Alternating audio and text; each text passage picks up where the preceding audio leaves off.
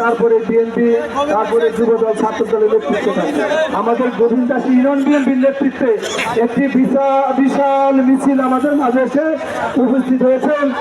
আমরা তাদেরকে হাতে করতালি দিয়ে আমরা তাদেরকে বরণ করে নেব। গোবিন্দাসী ইউনিয়ন বিএনপি, যুবদল, ছাত্রদল, শ্রমিক দলের নেতৃত্বে একটি বিশাল মিছিল আমাদের মাঝে এসে উপস্থিত হয়েছে। আমরা তাদেরকে করতালির মধ্যে দিয়ে বরণ করে নেব।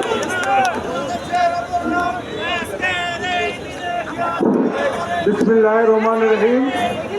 সমবেত শহীদ সৈনিক, সালাম পিঠের কর্মী ভাইরা, আজকে 16 ডিসেম্বর মহান বিজয় দিবস উপলক্ষে ভুয়াপুর থানা বিএনপি পৌরসভা কর্তৃক আয়োজিত আজকের এই আয়োজনের পূর্বে আমরা অত্যন্ত আনন্দিত।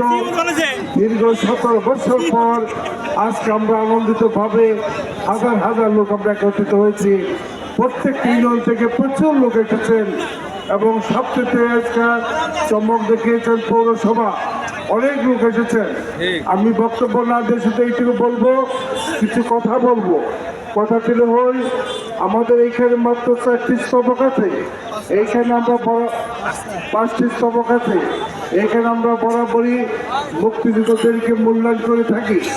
এই মুক্তিযোদ্ধাদের স্তবকটি সম্মুখে যাবে, তার সাথে পিছনেই মহিলা দলের একটি স্তবক আছে যাবে, তারপরে বিএনপি, তারপরে যুবদল, ছাত্রদল, শ্রমিক দল, সবার সাথে ছাত্রদল থাকবে। আমি অনুরোধ করব আপনার সবাই অত্যন্ত সুশৃঙ্খলভাবে এই মিছিলের আমরা সবাই উদ্দেশ্য নেই। আজকে আমাদের এই জিনিসটি দেখার জন্য সারা ভুয়াপুরে বিভিন্ন এলাকার লোক, স্কুল, কলেজ, মাদ্রাসা, প্রশাসন তাকিয়ে আছেন আমাদের মিছিলটি কত সুন্দর হয়। আমরা যেহেতু জিয়ার সৈনিক, আমরা অত্যন্ত ভদ্রভাবে মিছিলটি করব। আমি বরাবরই যে কথা বলে থাকি, আজকে অনুরোধ করব দয়া করে কেউ সম্মুখে যাবেন না। সম্মুখে শুধু নেতৃবৃন্দ, থানা পুরো নেতৃবৃন্দ থাকবে, স্টেপ বাই স্টেপ থাকবে। পাশাপাশি আপনারা অনেকে আছেন ছবি তোলার জন্য আগে যাওয়ার জন্য চেষ্টা করেন, এই জিনিসটা থেকে আমি অনুরোধ করব।